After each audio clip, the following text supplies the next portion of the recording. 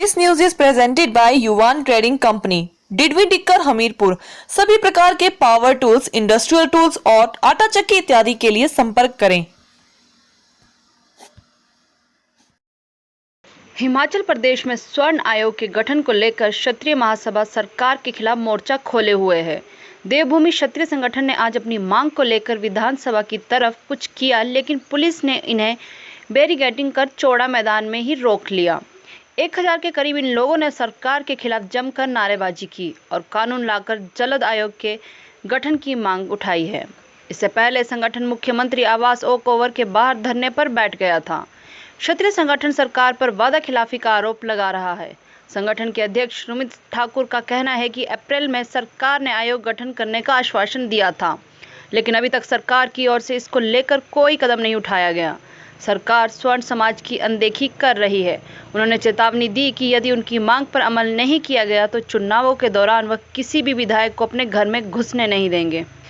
जनवरी 2021 से शुरू हुआ था। प्रेस माध्यम से उनको बताया गया था कि स्वर्ण आयोग की मांग रखी गई थी, जिसके लिए हम भूख अमन अनशन पे बैठे 20 अप्रैल को हमने हिमाचल सचिवालय का घेराव किया था। घेराव करने के उपरांत प्रदेश के मुखिया ठाकुर श्री जयराम ठाकुर जी ने हमसे यह वादा किया था कि आपको 3 महीने के अंदर स्वर्ण आयोग बना देंगे, परंतु विडंबना ये थी कि 3 महीने पूरे होने के बाद उनके मुंह से एक भी शब्द स्वर्ण परिवारों के लिए नहीं निकलता, बल्कि वो खुद स्वर्ण परिवार से आते हैं, गरीब परिवार से आते हैं।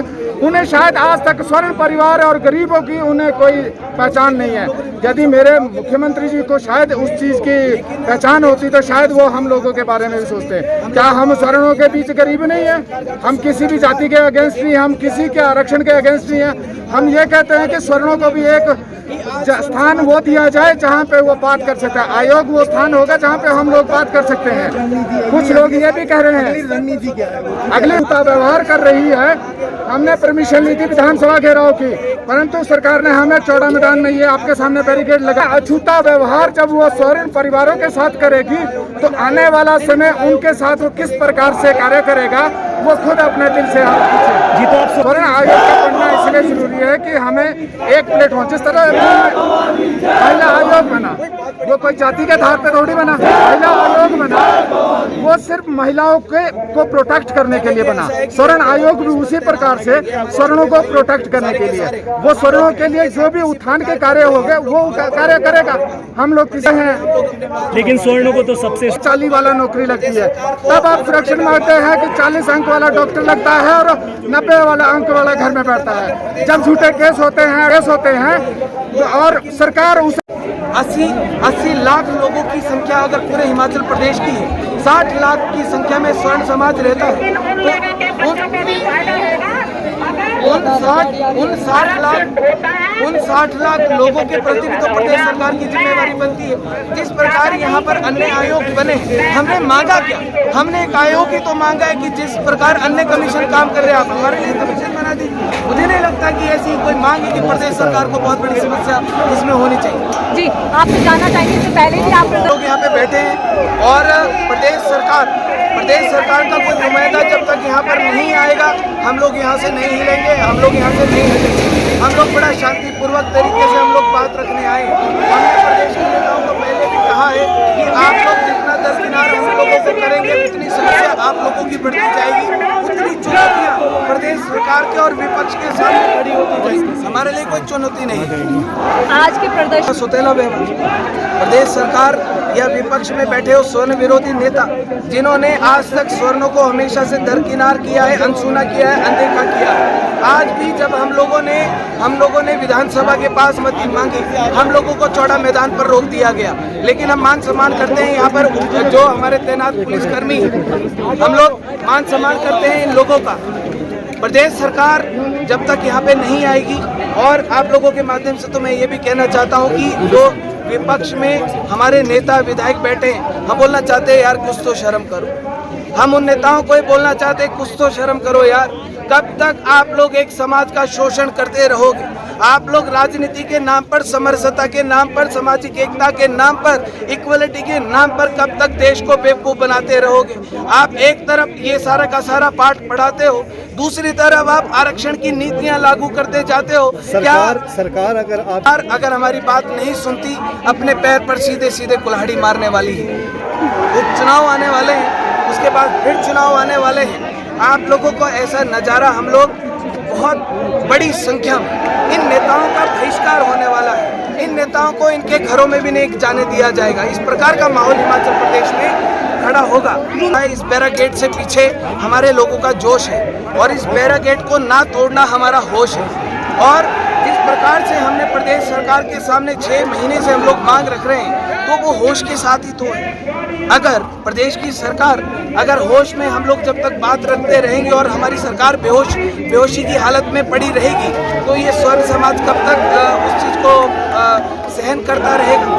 एक ना एक दिन क्षमता का बांध तो टूटेगा ना, और जब टूटेगा तो इन लोगों को बहुत बड़ा खामियाजा। उन विधायकों से ये बात पूछिए कि आप अत्याचार की बात करते हैं, आपने करोड़ों अरबों रुपया एक वर्ग को उठाने में जो बांटा है, आज तक कभी वो वर्ग कभी ऊपर नहीं उठे। क्या ये जो देश का अन्य इस हिमाचल प्रदेश का रहने वाला 60 लाख की संख्या है, क्या इनके प्रति उनकी कोई जिम्मेवारी नहीं बनती?